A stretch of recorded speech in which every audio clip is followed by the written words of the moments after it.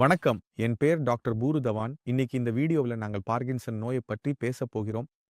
இந்த பார்கின்சன் நோயை நாங்கள் புரிந்து கொள்ள முயற்சிக்கிறோம். இதன் அறிகுறிகளை புரிந்து கொள்வோம்.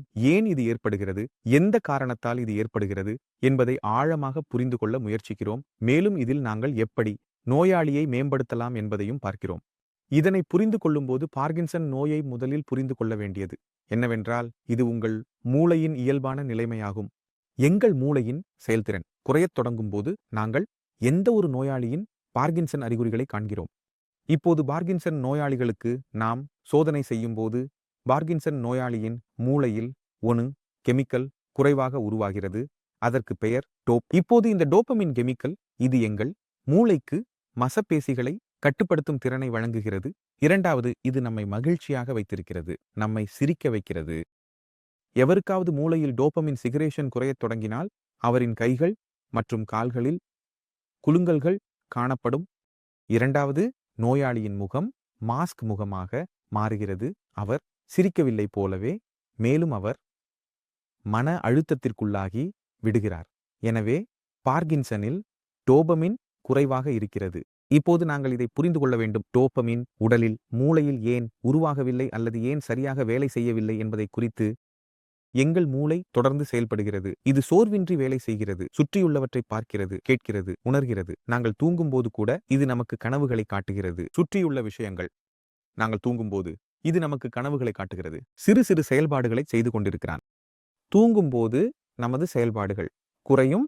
ஆனால் யாராவது ஒருவருக்கு தூக்கம் குறைவாக வந்தால் அவர் நாளில் 2 மணி நேரம் 1 மணி நேரம் தூங்குகிறாரா அல்லது இரவில் 3 முறை 4 முறை மூத்திரம் கழிக்க எழுந்தால் தூக்கம் சரியாக வராது. அப்போது என்ன ஆகும்? நீங்கள் ஒருபோதும் விழிப்புணர்வில் இருந்தீர்களா? அடுத்த நாளில் உங்கள் உடலில் என்ன மாற்றங்கள் ஏற்படுகிறது? உடல் நடக்கும்போது அது சரியாக நடக்கவில்லை. கைகளில் குத்த ஆரம்பிக்கிறார்கள். புத்தகம் முடிவடைகிறது. ஒரு நல்ல காமெடி நிகழ்ச்சி நடந்து கொண்டிருந்தால் அது பாடல்களை பாடும்போது அது கூட. ஏனெனில் தூக்கம் முழுமையாக கிடைக்கவில்லை. ஒரு நோயாளியின் உடலில் இதுபோலவே ஏதோ ஒன்று நடக்கிறது.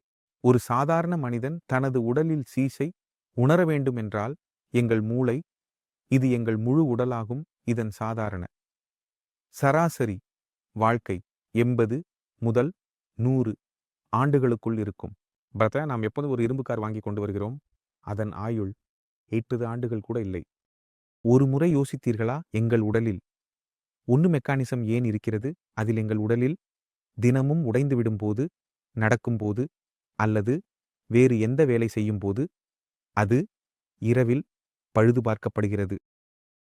பாகிஸ்தானில் இதற்கான பழுதுபார்ப்பு இல்லையெனில் என்ன ஆகும்? நோய் அதிகரிக்கத் தொடங்கினால் பழுதுபார்ப்பு முடியாமல் போகிறது. உடல் பழுதுபார்க்க முடியாமல் போகிறது. எனவே நாங்கள் புரிந்து கொள்ள வேண்டியது, எங்கள் உடலில் ஒரு சைக்கிள் உள்ளது. நாங்கள் விழித்திருக்கும் போது, நாம் பார்க்கும்போது, கேட்கும்போது மிகவும் அதிகமாக பயன்படுத்துகிறோம். அதில் உடைப்பு ஏற்படுகிறது, சேதமாகிறது. ஆனால் இரவில் நாங்கள் தூங்கும்போது அது மீண்டும் சீராகி விடுகிறது. யாருடைய மீட்பு நேரம் குறைவாக இருந்தால், மீட்பு முழுமையாக முடியாமல் போனால் அது சிறிதாகவே இருக்கும். அதனால் மெதுவாக என்ன நடக்கிறது என்றால், அவரது மூளை அலங்கரிக்கிறது மற்றும் நோயாளியின் உடலில் பார்கின்சனின் அறிகுறிகள் காணப்படுகின்றன. அதாவது நோயாளியின் மூளையில் டோபமின் குறைவாக வெளியிடப்படுகிறது, ஏனெனில் அது சேதமடைந்து விட்டது. மற்றும் நோயாளியின் கைகள் மற்றும் கால்களில் குலுங்கல்கள் காணப்படுகின்றன. இப்போது முக்கியமானது, நாம் இதனை எவ்வாறு மீட்டெடுக்கலாம் அல்லது பாகிஸ்தான் ஏற்படுவதற்கான மற்ற காரணங்கள் என்ன என்பதை காண்பது. தூக்கம் ஒரு காரணமாகும். இதனால் நமக்கு காணப்படுகிறது. பாகிஸ்தானுக்கு இரண்டாவது மிக முக்கியமான காரணம், பாகிஸ்தான் ஏற்படுவதற்கான காரணம் அது மன அழுத்தம். நீங்கள் உங்கள் குடும்பத்தில் ஏதாவது ஒரு தவறு நடந்தது என்று நினைத்தால், உங்கள் குடும்பத்தில் உங்கள் மிகவும் அன்பானவரான ஒருவர் இறந்து விட்டார். இப்போது நீங்கள் தொடர்ந்து இதை பற்றி யோசிக்கிறீர்கள். இது ஏன் நடந்தது? ஏன் நடந்தது? எந்த காரணத்திற்காக நடந்தது? எனக்கு இது ஏன் நடந்தது? என்னுடன் இருக்கக்கூடாது. நான் கடவுளின் பக்தி செய்கிறேன். ஆனால் எங்கள் மூளை தொடர்ந்து வேலை செய்கிறது. அதனால் என்ன ஆகிறது என்றால், அதிகமாக யோசிப்பதற்காக உடலில் உள்ள மன அழுத்தம் மிகவும் வேகமாக அதிகரிக்கத் தொடங்குகிறது. மனதில் மன அழுத்தம் அதிகமாக இருந்தால் எங்கள் உடலில் உள்ள மன அழுத்தம் மிகவும் அதிகரிக்கிறது. எனவே எங்கள் உடலில் நடைபெறும் பழுதுபார்ப்பு சரியாக நடைபெறவில்லை, அது முறையாக நடைபெறுகிறது. சரி, இவை 2 பெரிய காரணங்கள் நீங்கள் தெரிந்து கொள்ள வேண்டும். மூன்றாவது மிக முக்கியமான காரணம், நாங்கள் பார்கின்சன் நோயை காண்பதற்கானது அது மரபணு தொடர்பானது. உங்கள் பெற்றோர்களில் அவர்களின் மூளை காலத்திற்கு முன்பு பழுது பார்க்கப்பட்டிருந்தால், அவர்களின் வயது விரைவாக அதிகரித்திருந்தால் அப்போது நாங்கள் இதை காண்கிறோம். பார்கின்சன் நோயால் பாதிக்கப்படும் குழந்தைகளில் அவர்களின் மூளை கொஞ்சம் மென்மையாக இருக்கும் என்பதால் பார்கின்சனின் அறிகுறிகள் விரைவில் காணப்படுகின்றன. அவர்கள் விரைவில் அலங்கரிக்கிறார்கள். ஆகவே இவை 3 பெரிய காரணங்கள் நாம் காணும் அனைத்தும் நோயாளியில் மற்றும் மற்றவர்களில் பொதுவாக உள்ள அறிகுறிகள் நடக்கும்போது அல்லது பரவும்போது சிரமம் ஏற்படுகிறது. கால்கள் தடுமாறத் தொடங்குகின்றன. சமநிலை நிலைநாட்டுவதில் சிரமம் உள்ளது. குலுங்கல்கள் ஏற்படத் தொடங்குகின்றன. பேசுவதில் சிரமம் உள்ளது. குரல் மிகவும் மெதுவாக ஆகிறது. மகிழ்ச்சி உணரப்படவில்லை. மலச்சிக்கல் தொடர்ந்தும் இருக்கும். இப்படி பல சிரமங்களை காணலாம். இப்போது கேள்வி, இதனை எவ்வாறு சரி செய்யலாம்? சரி, அதை செய்யணும். முதலில் நீங்கள் முழு கவனத்தை டோபமீன் மற்றும் இது போன்றவற்றிலிருந்து அகற்ற வேண்டும். மூளையில் கவனம் செலுத்த வேண்டும். ஏனெனில் மூளைதான் டோபமீனை உருவாக்குகிறது. நான் மூளைக்கு சேவை அளிக்கிறேன் என்றால் மூளை எனக்கு சேவை அளிக்கும். நான் மூளைக்கு உணவு தருகிறேன் என்றால் என்ன தேவை எனக்கு அதை நான் பெற முடியாது. அதனால் முதலில் உணவை மாற்ற வேண்டும். உணவு இவ்வளவு ஊட்டச்சத்துள்ளதாக இருக்க வேண்டும்.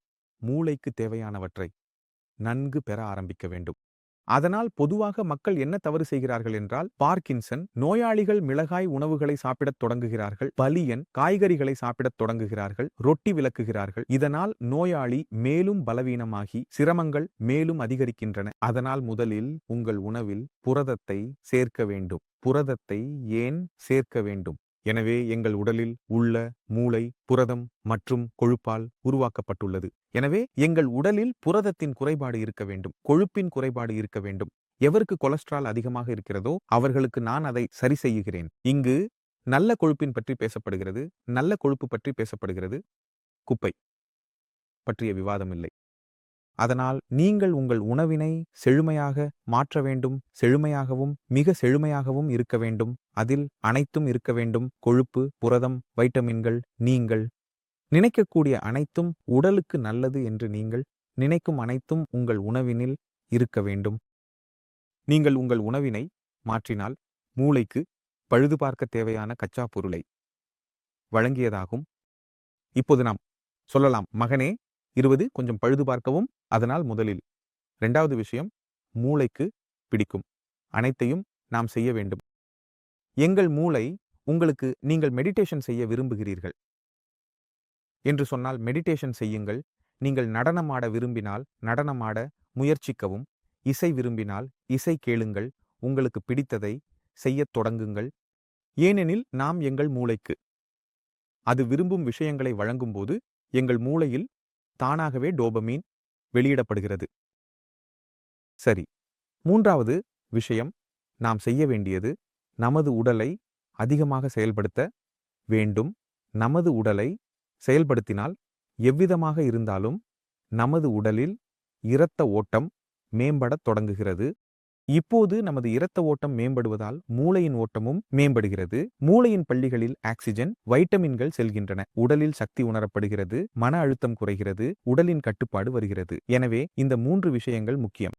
நான் என் உடலில் ஆற்றலை உணர ஆரம்பிக்கிறேன். என்னிடமுள்ள மனச்சோர்வு விலகத் தொடங்குகிறது. என் கட்டுப்பாடு மீண்டும் என் உடலில் வரத் தொடங்குகிறது.